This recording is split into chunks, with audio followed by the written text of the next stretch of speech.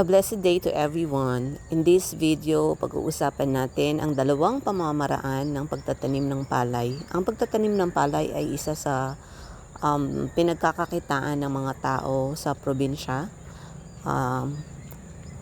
So, gusto kong ibahagi sa inyo ngayon yung dalawang paraan ng pagtatanim ng palay.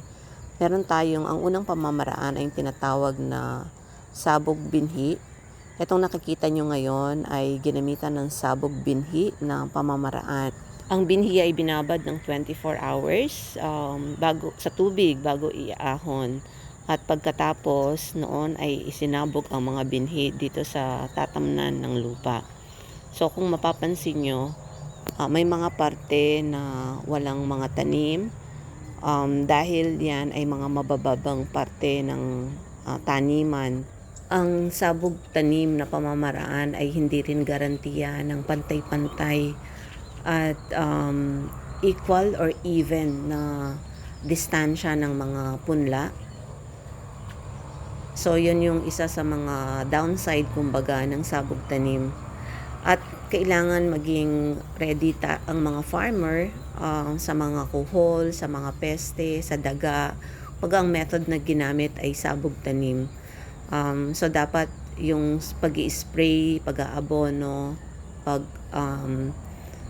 pagbubunot ng mga damo kasama sa mga ginagawa natin. Itong susunod na pamamaraan naman ay ang bunot tanim.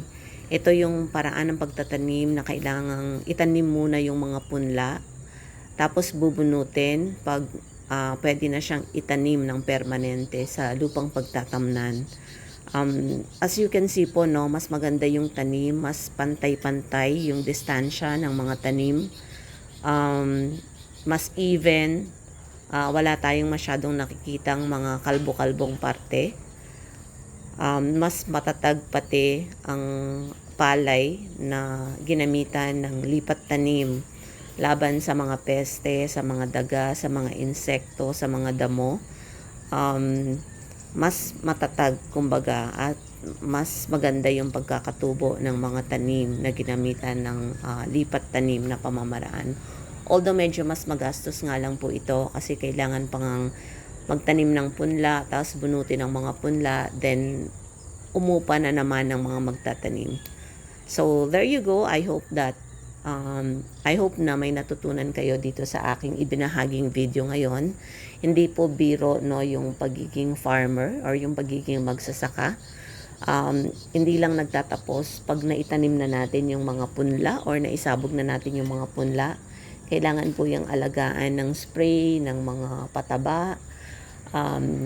Tapos may mga challenges pa na mararanasan tayo tulad ng malakas na pag-ulan, pagbagyo. May mga peste, may mga kuhol. So, kudos sa mga magsasaka natin.